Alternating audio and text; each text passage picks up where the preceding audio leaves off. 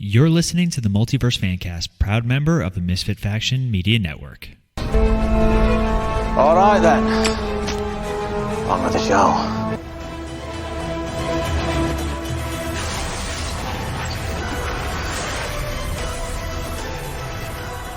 Hello everyone and welcome back to the Multiverse Fan Cast. Don't forget, if you guys are taking us on the go, you can find us on Podbean, Apple Podcasts, Stitcher, Spotify, iHeartRadio, basically anywhere you get your podcast. You can also find more of our content on our website, themisfitfaction.com. There you find links to not only this show, but some of our other shows like Cinematic Adventures and MF Uncensored. As always, I'm one of your hosts, Paul. With me via the Zoom studio, because he finally set up his brand new microphone, is Ronnie. Ronnie, how are you today? I'm doing fantastical. Fantastic. Now that I have my new mic. Yeah, the new mic that he just finished putting together as we were doing the sound check. You're welcome. Does this go on here? Yes, that is the muffler. It muffles the sound. Should I take it off? No, don't take it off. It was so bad. I'll take it off, put it on, take it off. Oh my God, I'd kill you. I'd have to edit. Stop. But we want to thank you guys for tuning in. Obviously, we were supposed to release this episode on Monday. However, life and all sorts of things got in the way. Pulling back the curtain a little, I'm doing renovations in our house. Like, it's been such an adventure. Ronnie's been at work, so it's just been a little hard to get the schedules all lined up. This past weekend, Ronnie's parents also moved down south. Down south. Good luck trying to find them. I can. Oh, I know where they live. I was talking about like the weirdos that listen. Oh, yeah, you can't find them. Yeah, you got them. But we wanted to at least get something out to you guys. We've had a lot of great feedback on some of our most recent episodes, especially our Everything Everywhere All at Once episode. You guys were fantastic with feedback on that and just interacting with that. So we had a lot of fun, and we wanted to, as a thank you, just get an episode out to you guys this week. And what a week it's been, Ronnie. Yeah, a lot of stuff has happened. A lot of stuff. So we decided, instead of doing a news segment, we are going to do a news segment that involves the topic that we're going to talk about. It's a topic we've never really addressed. It's a topic we've kind of talked about in some capacity, but not a whole lot as its own thing. So this week we had 3 trailers drop, and not unheard of. It's springtime. We're going to start seeing some of the summer blockbusters, any of those movies that are coming out. The trailers are going to get released now, and we felt a certain level of excitement. At least I did. I don't know how... Ronnie and I have not talked about any of these trailers for the most part. No. I'm pretty sure I texted him on Monday about one of them, going, dude, This trailer's pretty solid. He answered me the next day, yeah, I'll probably check it out. That was our conversation about one of the trailers that we're going to talk about. But it's also a testament to just how busy it's been. But anyway, so we're going to go in order of excitement, question mark? Yes, I'll agree with you on that. All right, so as of today's so I'm glad we also waited till today. We'd already planned to do something tonight, and I'm glad we waited till today because they released the first trailer, this is going to be a strange one because usually we don't talk about trailers for TV shows, of Oliver Queen's return on Flash. So, Ronnie, what are your initial thoughts on the return of the King? Just because, I'm curious as to what capacity. Because the last time we saw him, he was the Spectre, and he died. So now, I haven't watched The Flash for the past season or maybe 2 seasons. Actually, yeah, you stopped at the lightsaber battle. Yeah, so there's been 1 season, and then this one. I highly recommend trying to catch up. In all honesty, I'm actually completely caught up. Yeah. And it's still better than Gotham Knights. By the way, all my reviews for Gotham Knights are on our website, themisfitfaction.com. Go to Misfit Corner articles, and you will read. I did the first 3 episodes. Yeah. And woof. Shameless plug. I'll give it a try just because I do want to see, obviously, Stephen Amell come back. I'm just curious as to what capacity. Is it a different world, Stephen Amell Green Arrow, or is it Spectre? So that's the confusing part, right? So you watch this trailer. Originally, when they said that Oliver Queen was going to come back in some capacity, you thought, I originally thought it was going to be some sort of time travel thing. Barry was going to go back in time and get the advice from him. But it looks like this is a completely current version of Oliver, which is even weirder because let's not forget, they closed that loop. They showed him in heaven with Felicity. Yeah. Stupid. It's strange. And then we also had Diggle Diggle's coming back, which I'm excited for. I'm not sure if they're still doing the show that he was supposed to do, like that superhero university show. But at least for me, I finally saw the end of his Green Lantern thing, and it sucked. Did it? He destroys the like. So basically, that's right. Mild spoilers for the Flash last season, not the current season. He gets the help of Eobard Thawne to open up that box because apparently after he closed it, it wouldn't open again for him, and it was sending him all these painful visions. So Eobard Thawne helps him open it, and he's like, "No, I don't want to be a cosmic adventurer," and he like destroys it. And Thawne's like, "No." I didn't know those rings were easily destroyed. I know, right? Who knew a Green Lantern ring was easily destroyed? It usually takes Ryan Reynolds to kill a Green Lantern franchise. Seriously. Damn. Savage. We're going to talk about movie trailers, but anyway. So, for me, though, I'm excited. Like, I hate to say it, Flash has had its ups and downs. But consistently, it's saved by a lot of things, and that includes Grant Gustin and just the chemistry he has with the rest of the cast, because that is a very big rotating cast. Danielle Panabaker, who's a brand new character this season. Oh, really? Yeah, I don't want to spoil anything with that, but it's been interesting. They, this past season they introduced new characters, new rogues, new Captain Boomerang, like some cool stuff.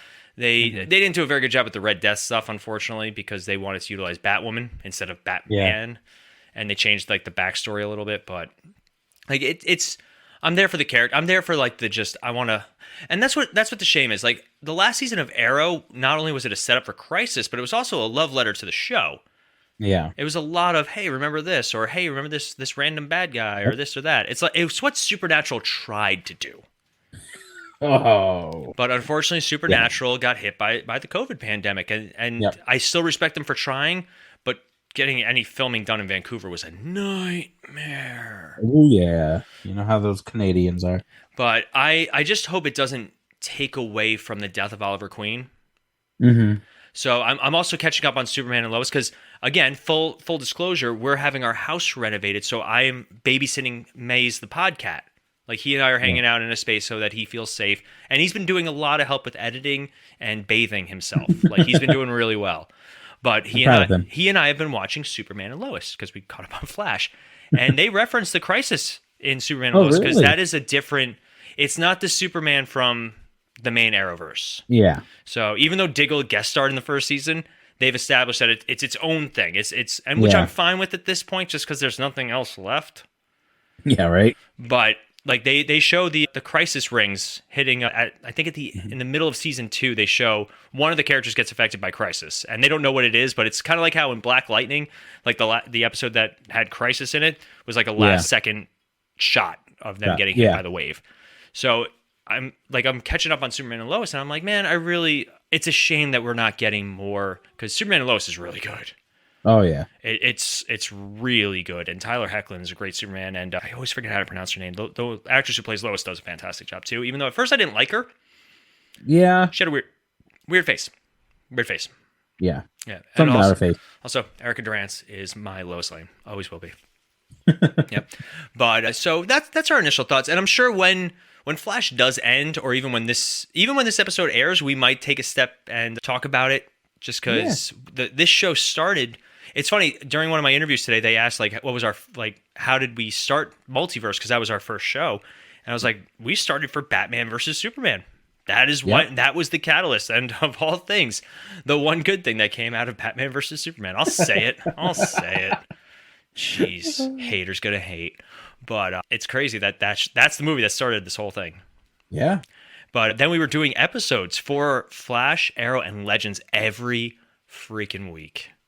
Oh, yeah. That was so much fun. You had fun at least naming the episode titles. Oh, yes. Oh, my gosh. You had so much fun doing that. I'm so boring with them. You're like, episode 272. Spider-Man Homecoming! Exclamation point. Yeah. But yeah, pretty much. But it's funny because like that was actually one of the reasons our show got flagged for the first time. Multiverse Fan Cast has been flagged twice.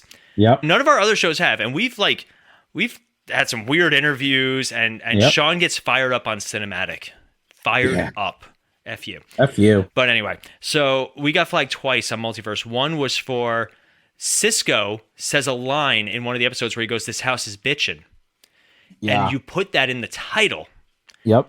And we got flagged for it and taken off of Apple Podcasts. Just that one episode. So that episode is completely gone off Apple Podcasts. And then the second one was when we did the WandaVision episode. The YouTube video got flagged because we used Agatha all along. Yeah. Disney. What a bunch of rule breakers we are. I know, right? Man. Yeah, I say a bunch of misfits. We should join a league or something. But anyway. So that's the first trailer we're going to talk about. Now the second trailer is arguably one of the most anticipated superhero films, at least in the near future. Definitely, I'd even say it's one of like the top 5 most anticipated, and that is the new Spider-Verse trailer. Yes. And I only called it the new Spider-Verse trailer because I immediately forgot if it was Spider-Man Across the Spider-Verse, Around the Spider-Verse, No Way Home from the Spider-Verse. It is Across the Spider-Verse. Through the universe. Through the Spider-Verse, Around the Spider-Verse. Touching the Spider-Verse. Whoa. Whoa, hey, yo. Oh. Anyway. So, initial thoughts on this new Spider-Man trailer. Because there was 2, but like one's like just the extended version. Yeah. So, my eyes hurt from watching it. There was a lot of like flashing and changing and colors and everything. But I did like it. It kind of sets the premise and we kind of know the plot now with the movie for this, where it's basically he's got to either save the Spider-Verse or what looks to be like save his dad.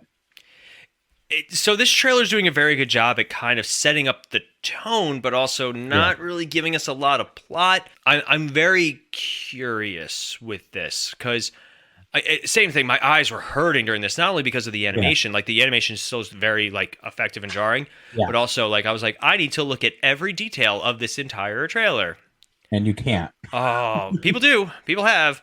Oh, and yeah. We'll talk a little bit about it, but it seems like they're teeing up 2 villains in this. One is the Spot, which I never thought the Spot was going to be the main bad guy, but in this universe of multi-dimensions, it makes sense. But also Miguel O'Hara, a.k.a. Spider-Man 2099, played by Oscar Isaac. Yeah. He's really becoming king of the nerds. Like, it used to be Henry Cavill, just because he made a computer in a tank top. Yeah. And obviously Geralt and Superman and now, like, Warhammer, like, king of the nerds. But Oscar Isaac is really just kind of killing it. Yeah. Do you know anything about Spider-Man 2099? Nothing at all. Nothing at all. I was a big fan of that. That was a big thing in the 90s. It was what the future's gonna look like. Our good friend Brendan and I did an episode on Batman Beyond, which apparently is supposed to happen in like 10 years. So we're gonna have flying cars and super bat suits in 10 years. Everybody get excited. I'll be excited for it. But yeah, right. But like the 2099 universe was a lot of fun, where they had future versions of the same characters for the most part. Some of them were really cool, and I was a big fan of Miguel O'Hara, aka Spider-Man 2099, and he was so popular that they brought him into the main continuity. Mm-hmm. Also, I don't know what it is, but it's something about the full blue and red suit, like full blue with red accents, just pops for me. Yeah, he had a very cool, and he was like a luchador mask. That was his inspiration for it. And his powers are a little bit different than Miles. Like, he's got claws instead of, adhesive skin. Mm-hmm. Like, so when he wants to crawl walls, he's got to, like, stab the walls. But let's talk about some of the spider peoples, spider guys, spider hellos, spider everyone. All right. Things. This is some of the aforementioned Spider-Man in this film. We have, obviously, Miles Morales. We have... In one of the teasers, they show a brief montage of the 3 live-action Spider-Men. Yep. Which there's always going to be rumors that they're going to be cameos in some capacity, and they can do the animation for them, but if they actually get, the real people, we have the return of Spider-Gwen, Miles Morales, Peter B. Parker, Spider-Force, I want to say is one of them, or Spider-Woman. We have Spider-Woman. Yep. Let's see, the Indian Spider-Man. Yep. My God, I can't. This is so many. Spider-Punk. Yep. Spider-Punk is there, along with a lot of other Spider. All right, here we go. You ready? I'm ready. We also have Ben Reilly / Scarlet Spider, Cyborg Spider-Woman, Zombie Spider-Man, Spider-Man from PS4 / PS5, Spider-Man Unlimited, Superior Spider-Man, Mayday Parker, Spider-Girl, Lady Spider, Therapist Spider-Man, and even Widow, a.k.a. Spider-Horse. That's it? That's it. I'm pretty sure my heart actually skipped. Like, I just want to know where Spider-Pig's going to be. I am curious to see which Spider people are returning. I know Nick Cage already said he's not coming back for it. Yeah. Which is a shame. He was such a nothing. Spider-Man Noir. One of my favorite just superhero moments is when he's like doing his backstory, and he's like, sometimes I light matches and let them burn down to the tip just to feel something, and it just cuts him holding a match. It goes out. He goes, oh. But he killed it, so I'm excited. But I'm not gonna lie, I love the Scarlet Spider, even though the story that they introduced him in, called the Clone Saga, is revered as one of the worst Spider-Man stories, and that's saying something. Yeah. But Scarlet Spider's always been a favorite of mine because he was like the Spider-Man that replaced Spider-Man. I loved his look, his style. But this is going to be a movie where we are literally breaking it down for months just to kind of get a glimpse of everything, because it's a lot. Yeah, and then there was that one shot where there was like 100 different spider things, spider individuals. Yeah, like they also have a spider bite. Like that's I didn't even know who Spider Bite was. Yeah, seriously, it is. Is it one of Peter B. Parker's kids? No, that's Mayday Parker, which I'm shocked that they actually did Mayday Parker. That's really cool. But yeah, there's a lot going on in this trailer. I can't even watch it again. My brain hurts. Yeah, it's definitely one that I just watched it not too long ago, and it's one that I might wait until tomorrow to rewatch it just to see if there was anything kind of thing that I missed. Yeah. But it's one that, for me personally, at least, I cannot watch for an hour straight to figure out what every single spider person thing there was in the trailer. No, thank you. And then we had the meme. They did the meme, which they did it in the previous movie. Like, they actually did the original in the previous movie. My only fear is, as much as I like Spider-Man No Way Home, it really only I can only really watch the last half. Yeah. And that's really because of, you got Andrew Garfield, Tobey Maguire, and I think once the Green Goblin turns on them, that's when I can always watch that movie. But it's got a terrible script. It's not that good. Oh, yeah. But because it was all fan service. Totally. It was bring back everyone from the previous seven movies. You got three Tobys, 2 Andrews, and 7 movies before that. So I don't know, but they do reference that in this trailer. Yes, where he talks about Doctor Strange and the Spider-Man of Earth 1999999 or something like that. Yep, it's funny. I didn't even catch it at first, and I was like, "Oh, I get it." Okay, makes you wonder if it affected any of those Spider-Men or Spider people. No, I wonder if we'll find out. I feel like it's just gonna be a throwaway line. Oh, 100%. Or that's when Tom Holland just pops up and he's like, "I said I was sorry. Go away." Okay. Yeah, because wasn't there rumors about having some live action?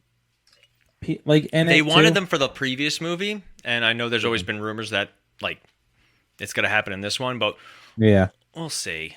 I don't know. It's one of those things. But let's talk about the trailer that I'm actually most excited about. As much as I'm excited for Spider-Verse, I'm super excited. Blue Beetle finally debuted its trailer. After tons of speculation and tons of behind-the-scene photos, we had an idea of what this was going to look like. Bro, this trailer blew me away. I was shocked. Yes, 100%. The suit looks fantastic. Say what you will about DC as a whole, but when it comes to making their characters pop on screen, they deliver. Yes. Even the Batman gray suit, and even the new Flash suit is growing on me after the more recent trailer. But oh my God, this looks great. This suit, it's a good, and I mean this in a good way. It's a good combination of Deadpool, Power Rangers, and Iron Man. Yeah, in the best possible ways. You see the suit actually emotes with Jaime, which is great, which makes sense. The transformation of him into this Blue Beetle thing looks horrifying. Yeah, it's got that horror element to it, at least in the beginning of the trailer. Like you said, with where the scarab takes over his body. Oh, it's intense. Yeah. And they do a lot of fun Easter eggs. They call Batman a fascist in this. Yes. That's the last line of the trailer. George Lopez, of all people. He needs a haircut. Oh my! He needs a haircut, a beard trim. So a couple of things that have been pointed out about this trailer is Big Belly Burger is referenced in it. Yep. And as Arrowverse fans know, we are big fans of Big Belly Burger. It's like it's like their McDonald's, their Burger King, whatever it is. But it's something that's just like it was just funny to see. We also have Cord Industries is finally shown in its glory. Cord Industries has been mentioned in the Arrowverse a lot, but they never did anything with it. No. Which is a shame. The only time, like the only other live action Blue Beetle was in Smallville, and that suit, while good at the time, it has not aged well, especially compared to this. This is a practical suit. This is him wearing it. It's wild. Yeah. And we did have shots of the previous two Blue Beetle costumes in the trailer, which Ted Cord and Dan Garrett is the other one. Because Blue Beetle's a legacy character. That means, for those of you guys who don't know, a legacy character is when another character takes the mantle of afterwards. Blue Beetle, Flash is technically a legacy character, even Batman now. Yeah. But man, this trailer looks great. And I love this kid, the Cobra Kai kid, Zolo. Lena. Well done. My God, why did I just get turned on? That was weird. You're welcome for that. Yeah, thank you. And that's the end of the episode, guys. But anyway, no, that line. Well, God. He's fantastic. I really do like him. He grew up on Cobra Kai. We kind of got to watch him grow as an actor, and he was a great choice for Jaime Reyes. And now there's it's up in the air, kind of. Like, James Gunn seemingly confirmed that this was part of the DCU. However, he had already said that Superman Legacy was going to start the DCU. So so I wonder if it's part of it, but Superman Legacy is really like the kickoff point. Like, it's kind of like this gets mentioned or something, but like that is confusing because it's like, well, how can this start? But this is part of it, and this comes out at the moment 2+ years in advance. I mean, nothing's been set with Superman Legacy at all, other than the title. I think they just hired the casting director. Yeah. So I'm curious as to what that means. Like, I wonder if it means, hey, depending on the success of this movie, maybe after Superman Legacy, we will have Blue Beetle and, Zolo Maraduena play Blue Beetle in a future movie. I hope that this, just for the sake of the suit that they made, I hope they use it again. Yeah, right. But I don't know, because this movie was originally supposed to come out on HBO Max. It was supposed to be part of like the HBO Maxiverse, because at one point DC had 4 different continuities going on. Yeah, it had the CW stuff, it had the HBO Max stuff, which they did establish in Crisis is all. It's technically it's all one universe. We know, even like the movie stuff. They had the DCEU. And then they had these Elseworld stories like Joker and the Batman and all that stuff. So, like, I hope that this is... You also had... Gotham was over by the time this was... Yeah, they didn't even reference Gotham in Crisis on Infinite Earth, so I was kind of surprised. Yeah. But for me, like, Blue Beetle, wherever it falls, I just hope it's a good time. And I hope I hope the trailer matches it. And with that, our conversation tonight is going to be strictly about movie trailers. But first... we're going to take a quick break, and when we come back, we're going to talk about some of the best superhero movie trailers, the worst superhero movie trailers, and what we really think makes a superhero movie trailer. But first, a quick break. Hey guys, it's Paul, and the Misfit Faction is looking for your help. We are trying to grow not only our network, but also grow our brands, and the best way to do that is if you guys are looking to start your very own podcast. Maybe you guys have been listening to us for a while, maybe it's something you guys have always wanted to do, but you're not sure how to get started. If you go to podbean.com/misfitfaction, you guys will get a month of free podcasting set as a gift from us. So make sure if you guys are looking to start your own show, you reach out to us and go to podbean.com/misfitfaction. Also, maybe you guys have your own online business or service that you're always looking to grow, and advertising is a very big part of that. If you guys go to sponsorship.podbean.com/misfitfaction, you guys can get $100 worth of free advertising, again, as a thank you from us to you guys. That's sponsorship.podbean.com/misfitfaction. All right, we are back, and I'm actually kind of excited to talk about this. Like, just during the break, Ronnie and I kind of broke down our game plan for this, and I feel like it's going to be controversial, debatable thing, at least, because trailers are exceptionally subjective, but at the same time, they're designed to promote to the masses. They're designed to get people who may be fans of the IP or not to go see this movie. Yes. So for you, what makes a solid trailer for you? For me, it has to be something that is memorable, right? Whether it's good or bad, right? I think is one of the key things. It also has to either, it should bring hype to the movie. You want to watch a trailer and be like, all right, yes, I definitely want to go see that now, right? Whether you're on the fence or if you wanted to see it anyway. And I think it needs to give a little bit away of the movie, but it also shouldn't give away too much at the same time. Right. Marvel is very good at including things in the trailer that aren't in the movie to kind of steer you in a different direction, which I do like. But at the same time, I find it very annoying because sometimes they do it and it's like, oh my God, that's so cool. And then it doesn't happen. You're like, why did you not do that? Yeah, Marvel's been a little annoying with stuff like that where they show things in the trailers just to subvert. And sometimes it works, other times it doesn't. Because sometimes it is a cool visual and you're like, oh, like the Spider-Man and Tony Stark going through the city. Yes. That was a great visual and was not in the movie. Yeah. So stuff like that, to me, a shot like that is what kind of sold me even more of watching it. And then we didn't get it. And it's well, you just broke my heart there. So heartbroken. That's all it takes to break Ronnie's heart. Yeah.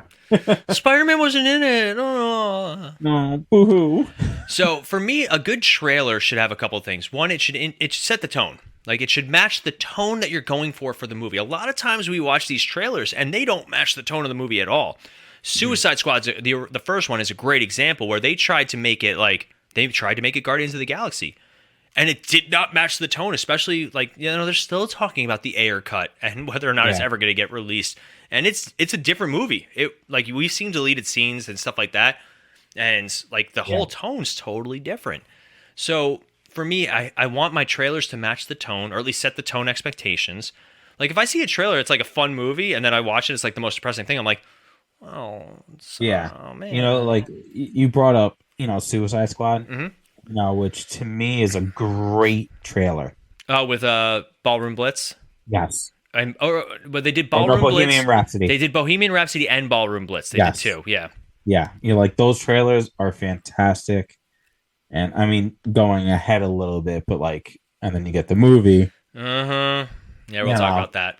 So, and also something to remember, and something that I have to constantly remind myself is, the studio and the people making the movie don't make the trailers.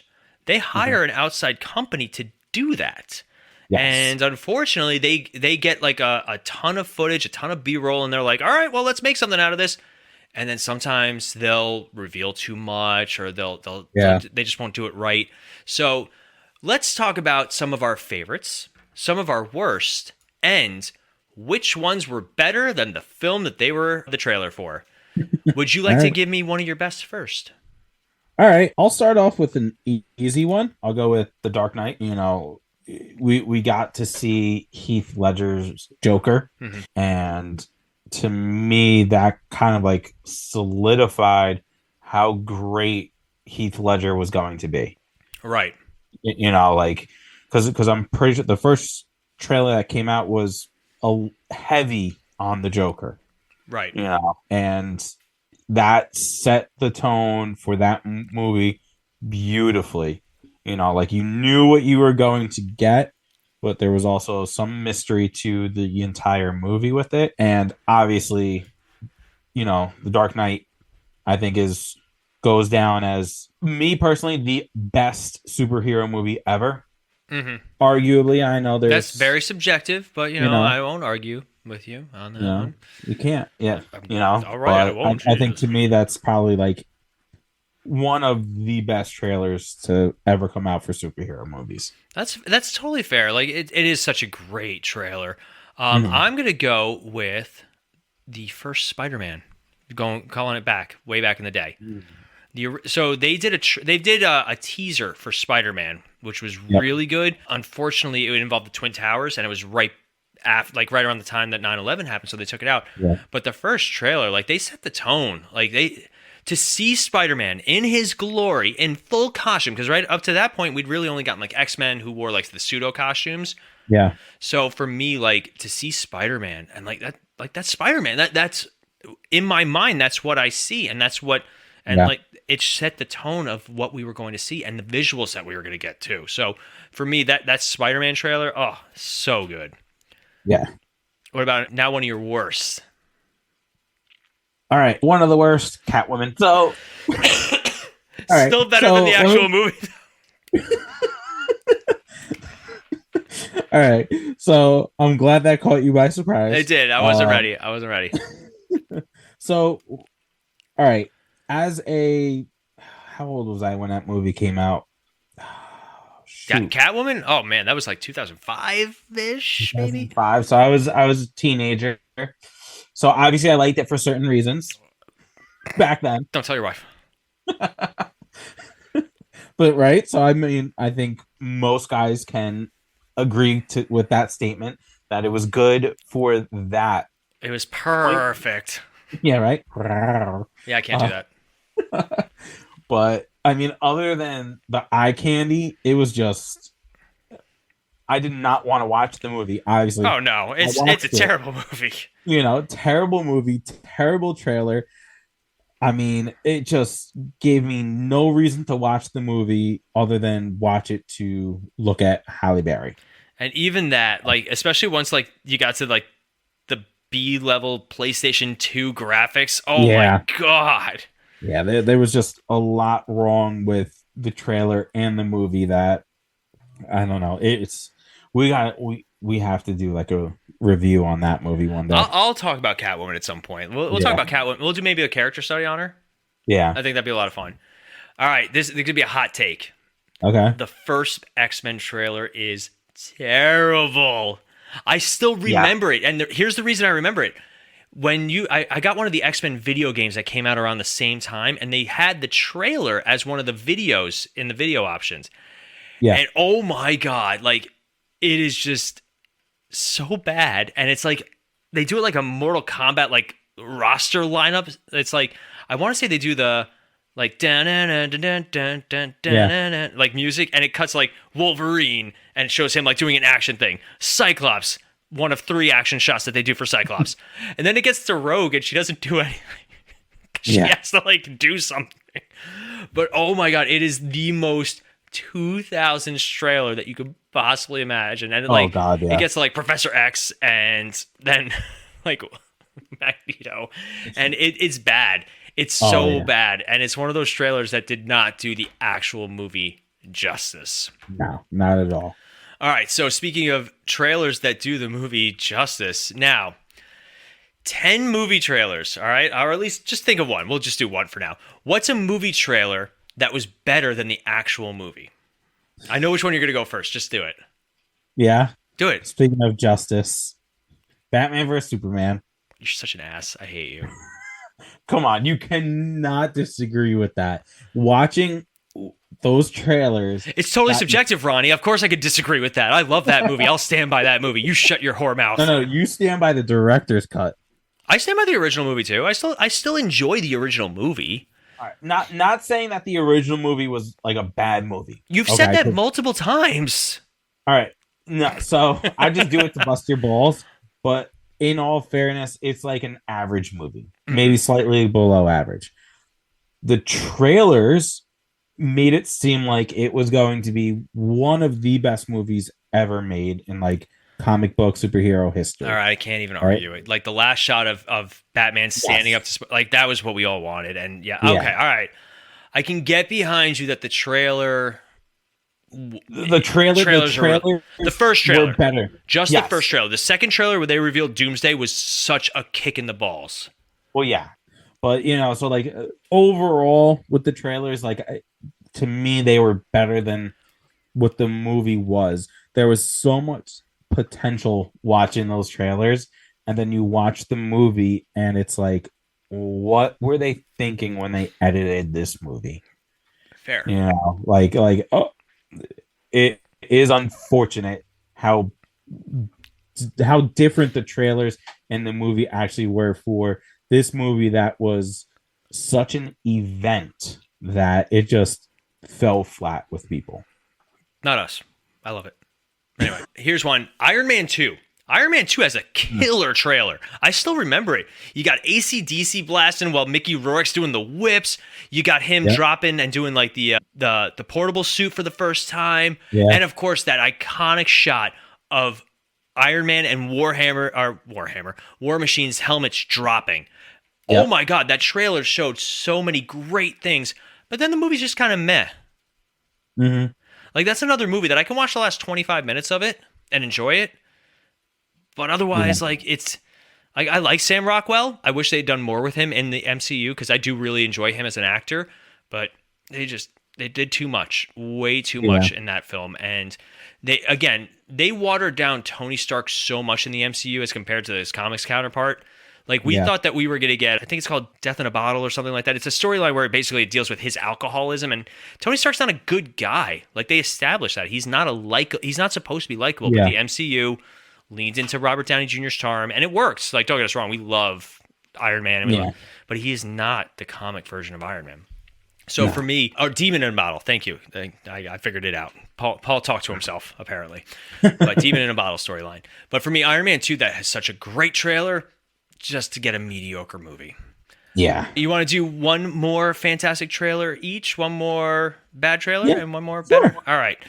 So do you have another really good trailer that sticks out to you? So I gave this a lot of thought, to be honest with you. A lot of thought. And just for pure, like, nostalgia reasons, Superman. Oh, the original? The original, because we own, like, that is what catapulted everything we see today. That was such a big success when, it really shouldn't have been as big of a success as it is. I think for that reason alone, like, that kind of set everything up, and why it's one of the best trailers to come from it. And then we have arguably the best Superman in it. Arguably, and that's something really cool. And like, I'll say it, like, it's great that we have so many like, at this point we have like so many, like, hey man, like, this is my Superman. Superman's becoming a lot like James Bond, where everybody has their Superman. And I really, I'm kind of digging it. I used to be like such a Superman purist, like, it has to be this way or no way at all. But for me, like, I really like. There's so many good choices of Superman, and there's not a bad Superman. Let's be honest. No. It's not like they've ever had a Superman that just wasn't good. It's they always didn't have a George Clooney. They didn't have a George Clooney. That's fair. Like, even Brandon Routh did a fine job, and then he got his chance of redemption in Crisis. Like, and I'm going to talk about that in a second. But for me, like, Superman's one of those characters that it's hard to find a bad one, but everybody has their own, and that's totally fine too. All right, so this is a hot take. You ready? A trailer that I really still enjoy, and more just because I love the commentary on it. The Incredible Hulk. That trailer drops, and it's right at the height of Iron Man. Like, those movies came out really close to each other. They were not far apart, and people tend to forget about the Incredible Hulk. But now Captain America is turning into the Incredible Hulk too. I think we talked about it on You Hate to See It. Yeah. So, by the way, check out You Hate to See It. We were just on their podcast. I'm not sure when that episode drops, but like, comment, subscribe, share, whatever. But all the stuffs. But for me, the trailer starts off with him talking to Phil Dunphy. Yes. But it's Doc Samson, but like, he's having like a therapy session where he's like, and they parodied that scene to no end after it came out. And that scene's not even in the movie because they cut out so much. Like, there's so much behind the scenes drama with the Incredible Hulk. We did an episode on the Incredible Hulk, I think, or a Hulk character study. I think we did. Yeah. And we talked about it. And I really like the Incredible Hulk movie, and I still find that it stands up. Mm-hmm. But for me, like, the trailer was really good. Yeah. Especially on the heights of Iron Man and all that stuff. So for me, that might be a little bit of a hot take, but the trailer, one of my favorite trailers for a superhero property. Yeah. Honorable mention, and I'm sure you'll agree with me, Civil War. The Spider-Man drop at the end. Yep. I think Thor Ragnarok. Thor Ragnarok, all right. Would be an honorable mention too. First Avengers. Yeah, with the circle shot. Yeah, there's like 7,000 different things we could give honorable mentions to, but yeah. All right, so let's see. Now we have one more terrible one. You got one more terrible one in you? yes, I do. This is easy. Hit it. Fan Four Stick? Fan Four Stick. Oh my god. I was so optimistic about it. I was wrongfully optimistic. So I have yet to see this movie. You gotta see this movie. It's so bad. Because of the fact that the trailers were so Yeah. The trailers were so bad, did not hype me up at all. Like, which is funny because honorable mention again for good trailers, Fantastic Four: The Rise of Silver Surfer. Such a great trailer. Oh my god. Oh yeah. Sean and I still quote that scene because in either the trailer or the movie, it's different where Johnny suits up and he goes, in one version he goes, I just bought this tux. Yeah. And then the other he goes, this is Dolce. I think that's the movie version. This is Dolce. But Sean and I still quote that like to no ends. Yeah. But to me, that I have yet to see that movie just because of the fact that the trailers did absolutely nothing for me, gave me no reason, no desire to go watch the movie. That to me, that has to be one of the worst trailers ever. So full disclosure, Ronnie, Sean, and I have always talked about doing some sort of movie commentary or some sort of drunken movie commentary. Yeah. I think if we ever decide to go forward with like Patreon or a premium subscription, we will do drunken movie like review. Not even that, like commentaries. Yeah. Where we watch the movie for like, some of us for the first, like I could see us doing one for like Dragon Ball Evolution. Oh yes. Oh my god. Like some of the, like if you guys want to see something like that, please let us know. Cause we'll put that on MF Uncensored and under like some sort of subscription. That'd be a lot of fun. Yeah. All right. You ready? Weird take. Cause I really like this movie. The first Venom teaser. Where it's just him in the MRI machine without the finished effects. Yeah. Oh god. Like, we all wanted to see what this was going to look like, but it was just Tom Hardy screaming in an MRI machine. Yeah. And we still stand by the first movie. The second movie we have not been kind to and is only getting worse with age. I'm curious to see what the third movie is going to do, but it is what it is. But the initial teaser is just so bad. Yeah. All right, one more, really, a trailer that was way better than the actual movie. All right. This is a tough one. I thought you were going to say, you already kind of alluded to yours, I thought. I did. That's why I don't want to use it because we already kind of talked about it. Fine. But on a side note, yes, Suicide Squad. Honorable mention. Honorable mention. No. But for me, I might have to go Thor: The Dark World. Yeah, that trailer was better than again, another meh movie. I was surprised. I really thought you were going to say X-Men Origins. That is that. If the trailer was decent. The trailer was decent. That is a good one. I didn't think I thought of it, but then it escaped my mind, and then Suicide Squad and Dark World came into my mind. Mm-hmm. But either one, I guess you can go with, really, where the trailers got you so hyped, you thought it was going to be like the best movie out of like that franchise, and then you just get complete nonsense. Yeah. Yep. So for me, and this is a tough one, Superman Returns. The first teaser of Superman Returns, where they not only have Marlon Brando doing the voiceover, they have all the people looking up to the sky, and they have the music cues up, and you get the first shot of Brandon Routh, and he flies back into the atmosphere. Oh my god, it's still one of the best trailers for a superhero film. It did exactly what I wanted it to do, but the movie's so boring. Yeah. Like, just so, and there's stuff cut out of it. Apparently there's a whole side note of him deciding he doesn't want to be Superman, like the world doesn't need him. And that's why when he's getting beat up by Lex Luthor's goons, he says, I'm still Superman. That scene I actually really do enjoy from that movie, where like he's still trying to like fight them off a little bit, and he's just getting pummeled. Yeah. And of course, like the scene of him saving the plane and then saving all the people, like, is really cool. But otherwise, that movie is just, and I like Brandon Routh, and I'm glad that he got his due as Superman, the Kingdom Come look. But oh my god, it's sad. Yeah. Wow, look at that, 2 Supermen. Yeah. Three. Three. We had 3 Superman mentions. One We good, did. 2 bad. And I will still, but like actually more good than bad though. Yeah. Yeah. But this was a lot of fun. This conversation went way longer than I anticipated. We were gonna do like a 30-minute episode, but here we are, and that's that, and it's okay. That's what happens with us. Of course that's okay. It's all good. But anyway, so we do have good old fan feedback Friday. This is a fun one. We got some good answers. This week, what is a superhero or villain that got the worst live action treatment? Now, live action treatment was not just subjective to how they looked, but just how the character was done or how the character was treated. So I'm going to start with mine first because I put this as like because I was just disappointed with what happened. Roy Harper on Arrow. Season 1 and 2 did a great job with Roy Harper. And then season 3 put him in the Arsenal suit. He looked fantastic. Him and Oliver were back and forth, actual sidekicks. Then Colton Haynes leaves the show. Now, I get it. He had stuff going on. That's fine. I understand.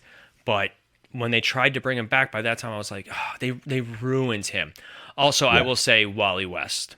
Yeah. We hated what they did with Wally West. Oh, yeah.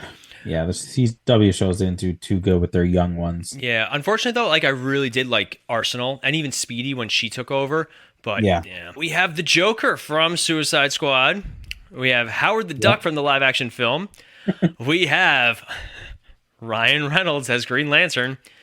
This was a good one from our friend Martin. He put the Mask from Son of the Mask. Oh, that's a deep cut. Our friend Matt wrote Doctor Doom, and our friend Alex wrote Thanos, that he's as big of a threat, or excuse me, not Thanos, Ultron. He's as big of a threat as Thanos, if not more, and that's that. Supposedly they're bringing him back in some capacity, but that's another trailer that was better than the movie. Age of Ultron? Yeah. That's fair. I'll give you that one. But if you guys are looking to participate in Fan Feedback Friday, it's super duper easy. All you have to do is go to our Facebook page, the Multiverse Fan Cast. Every Friday between 8 a.m. and 9 a.m. Eastern Standard Time, you'll find Fan Feedback Friday. We do our best to stay pretty consistent with it, so it's usually there. If not, I will make sure that it's posted that it won't be there. Very rare. Very, very rare. Knock on wood. Yeah. Knock on wood as I'm doing renovations in my home. But if you guys are looking to participate a little bit more with our show, we are on all the social media, Twitter, TikTok, Instagram, Facebook. Just type in the Misfit Faction or the Multiverse Fancast. Odds are you'll find some of our stuff.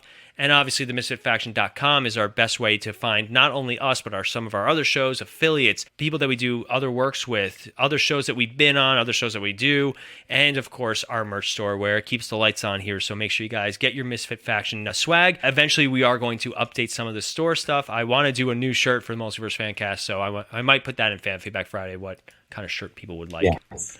But Ronnie, thank you so much for literally ending your workday just to go into your office and continue working for another hour. You're welcome. And that's what I do, is how I show my love. That sounds uncomfortable. I'm very, very uncomfortable. But as always, I'm Paul. I'm Ronnie. And we'll be back in a flash. See ya.